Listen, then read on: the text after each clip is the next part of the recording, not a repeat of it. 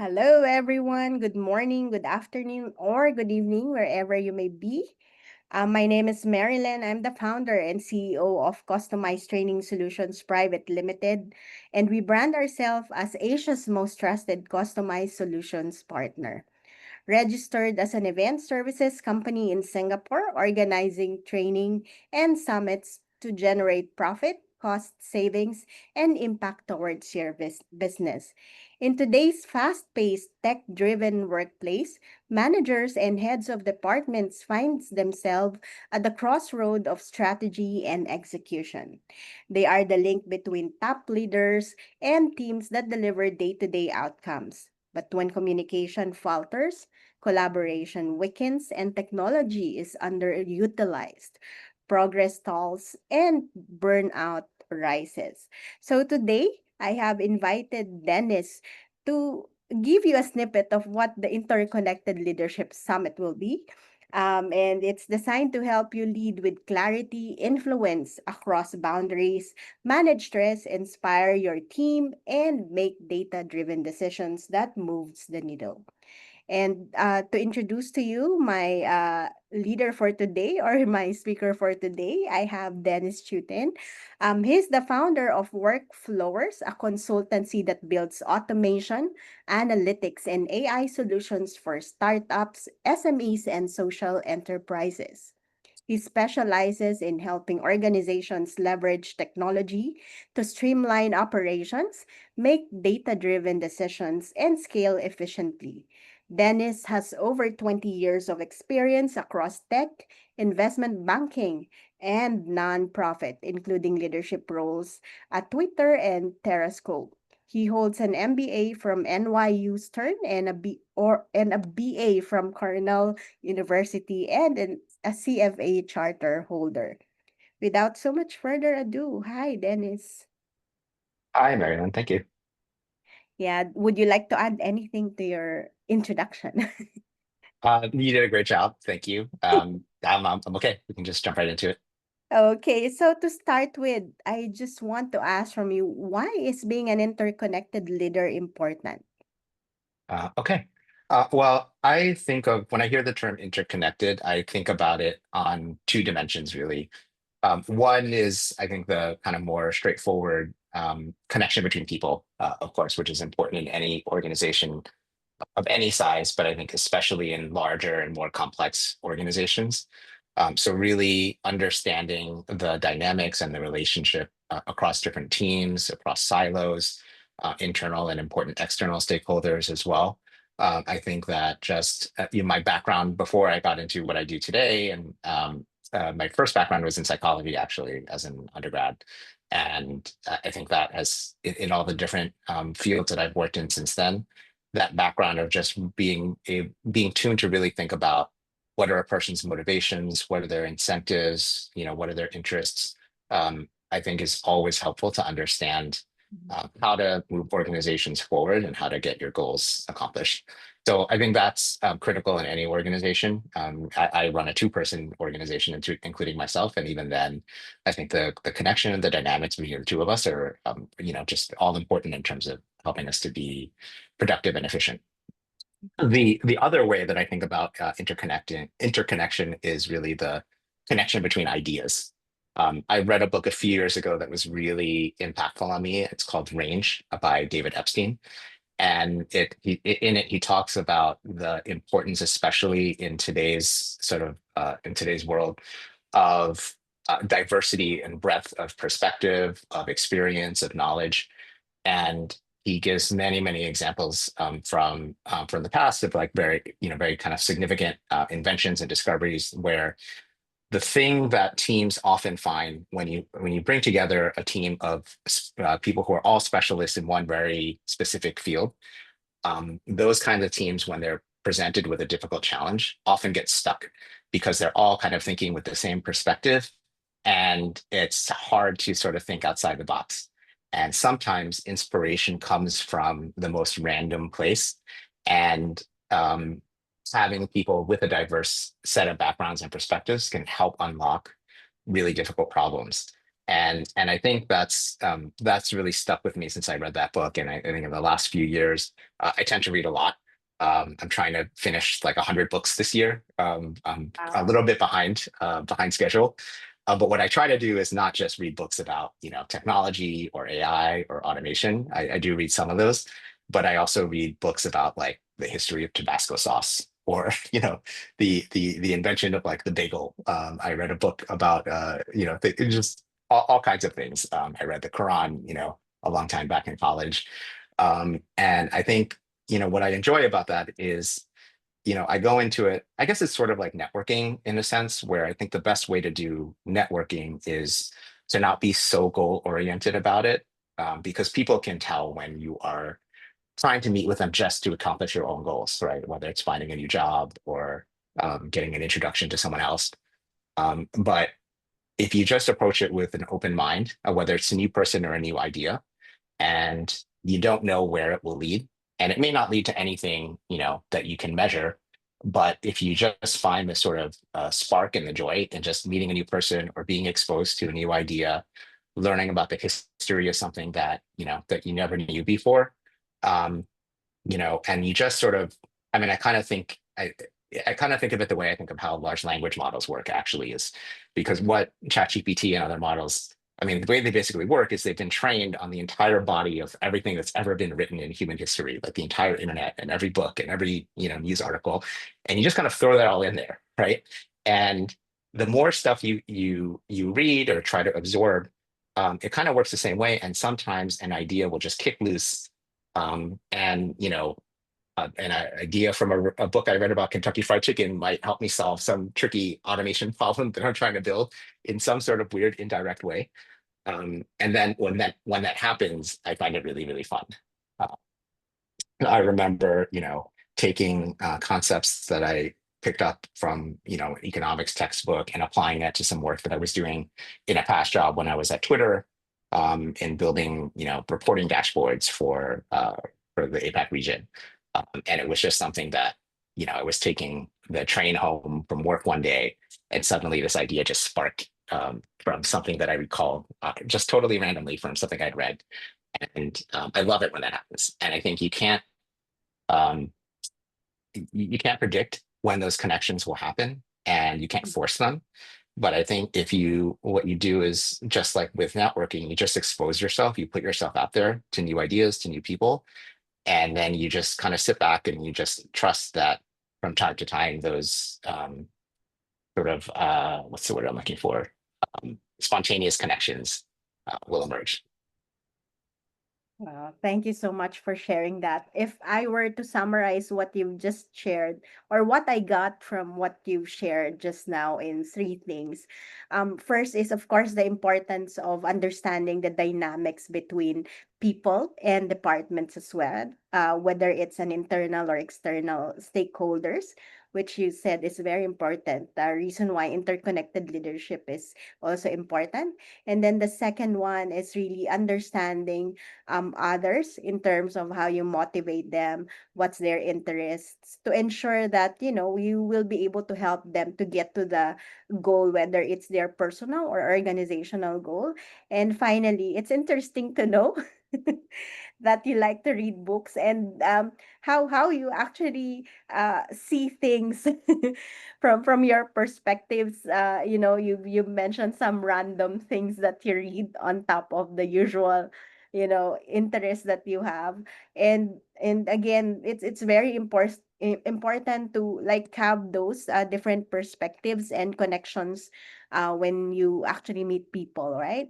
So thank you for that. And so having said all of these, there, even your answers are very interconnected, I would say. And so what do you think is the common challenges and benefits of having this within your organization? Or i- i- you've mentioned there's only like two, three of you in your current organization. Yeah. But so my organization, I would say two and a half. There are two of us, who started the business, and then one other, an ex colleague of mine actually who is helping us on a part time, Right. basis, just with some of our marketing. But at And the same so time, you've also worked with like big companies, as you've mentioned. recently. I so what are the challenges and benefits, like whether it's a small or big company? I think the benefits, I think that focusing really more on the connection, the interpersonal connection piece of it. Mm-hmm. I think the better that you can understand somebody's context, Mm-hmm. then the more effectively you'll be able to help them, and in turn help yourself achieve whatever goals you set out for yourself. So I'll give one example is we had a client who we started working with about a month ago, and it was basically the fastest deal that we've closed so far. He called us out of the blue one day after seeing us listed somewhere online for one of the as we're a solution partner for a particular software tool called Zapier. He found us on the directory. We set up a call, and he explained to us that he is a second generation owner of a fairly large family business, and I think this is probably a common challenge. Is he came in, took over the business, and then is sort of like, oh my gosh, there's so many things we need to fix and modernize, and he knew exactly what he wanted to do and what he wanted to change, and he just needed help, um, executing, right? Well, building out the details and then executing, and so that's where we came in, and I love that because we didn't have to sell him on the need for automation or for improving the processes. We just, helped him with the how. Um, and as we got deeper into it, I found it really interesting to think more and more about um, what are the particular circumstances of someone like this on the client side. And as I think about it, well, this business is, I think, 30 plus years old. Um, he's the new owner. I'm not exactly sure how new, but fairly new. And I think that a lot of the guys on his team have probably been there for decades, working for his parents. And so that immediately led me to think, okay, whatever changes we're going to help him make in the business, we have to help him make those changes as seamless as possible, so that I mean, it's a change management problem, right? Otherwise, these guys are just going to be, oh, you're the boss's kid. Like, why do I have to listen to you? Why, I just want to do things, the way that we've always done them for the last, 20 years. And then he doesn't get what he wants out of it. And then obviously we're not able to help him achieve his goals. And so I found it really interesting just from having a few conversations and just kind of reading between the lines, like, okay, he wants to make these changes, but in any case, when you're the new person in charge and you're trying to bring change, there's always going to be some level of resistance, right? And by Exactly. connecting with him and being able to just kind of be more thoughtful about what is the larger context that he finds himself in, then it allowed us to come up with a more thoughtful approach. So, how do we um, make the kind of changes he's looking for, while having it for having the user experience for his employees be as close to the way they did things before as possible, so that it's a pretty seamless change for them. But on his side, as the the owner, the leader of the company, it feels transformative. Um, and so I think if we didn't have that sort of client connection, if you don't have that interpersonal connection, or you're not thinking about the other person's sort of context, then you're probably just executing sort of the letter of the law, like, just very literal interpretation of what he's asking for. And then that's often not going to give you the best result that you can create. Wow, I love what you've just shared, the story that you shared, an example that you've shared. And again, I also believe with that, and that's how I also work with my clients. It's really like contextualizing and co-creating it with them. And you've just mentioned it, right? Change management is the most painful part of it, right? Like, especially with the work that you do, where, it's not really so much of just the workflow, the automation that you create for your clients, but actually, how do we really implement this, right? So, how can leaders inspire them, or their team to be an interconnected leader, having said all of this that we just discussed? I think for me, I've always been a big believer in leading by example and kind of modeling the behavior that you hope that other people will try to emulate. Obviously, everyone's going to be different. That's kind of the whole premise of what I spoke to earlier about having range and diversity of perspectives. But the key traits, like having kind of a thirst for learning, I think that's something that, every leader can sort of model, and showing people that you're not just interested in reading books or listening to podcasts only about, B2B SaaS sales or something, like that you actually value learning about things that don't have obvious relevance to your day-to-day work.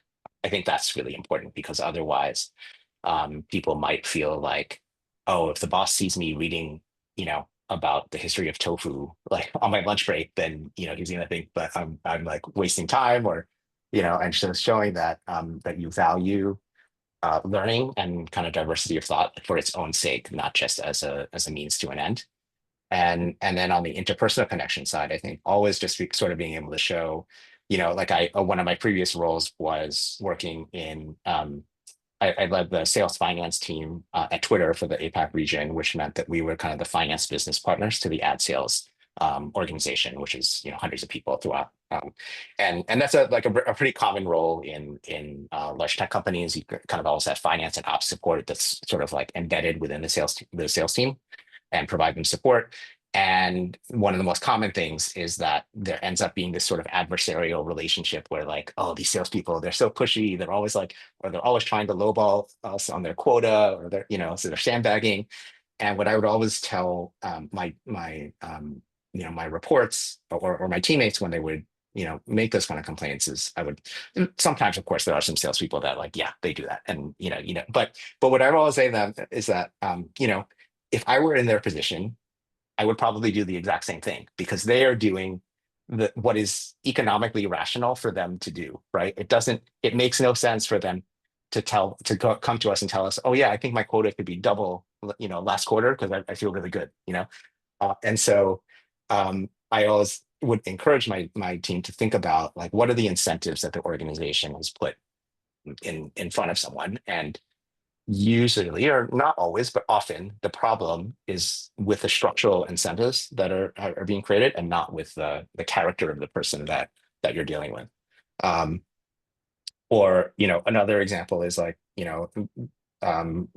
people on the financing would often complain, or when the salespeople are giving us their estimate of what they think is a reasonable target for next quarter, they always tend to sandbag the number. It's always too low. And what I would say is, well, part of that is because when they have a current big client, and that client is going to suddenly reduce their revenue with us next year because of changes in their business, by definition, the salesperson is already close to that client, so he or she is going to know that he or she is going to find out that, yeah, this client is planning to reduce their business with us. But if there's some other new account that's coming in that's suddenly going to start spending a huge amount with us next quarter, and maybe it's brand new, or maybe it's a small account right now, but it's going to grow next quarter. Again, by definition, the salesperson's not close to that account yet. So he or she doesn't have visibility into that information because it's an account that we don't know well yet.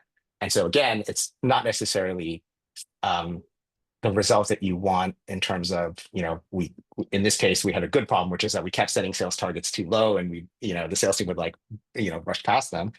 But I, again, would try to bring the attention back to, like, it's not just because the sales team are, like, bad people, or they're, like, untrustworthy.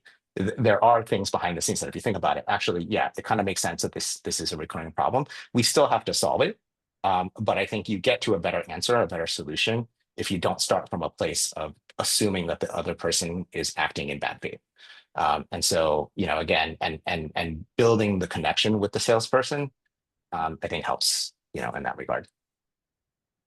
Okay, thank you so much for sharing that. And again, what I got from you, if I were to like just get a few of what you just shared, it's really leading by example. And again, going back to what you have been sharing about the importance of connection, and not only just the connection, but ensuring that you value learning and the diversity of perspective within the teams, right? So I hope I get it right. Yeah, yeah. So thank you so much for sharing with us your insights around the interconnected summit, and I look forward to learning more from you on the topic that you're gonna be in. So would you like to invite our audience to to the Interconnected Leadership Summit on the 30th of August? Yes, absolutely. I will be there August 30th. Manila is actually where my family is from. So I grew up in the States and I live in Singapore now, but I have a lot of family in Manila. So always excited to have a chance to go. And so really looking forward to it on August 30th. Thank you and see you there. Okay, thank you.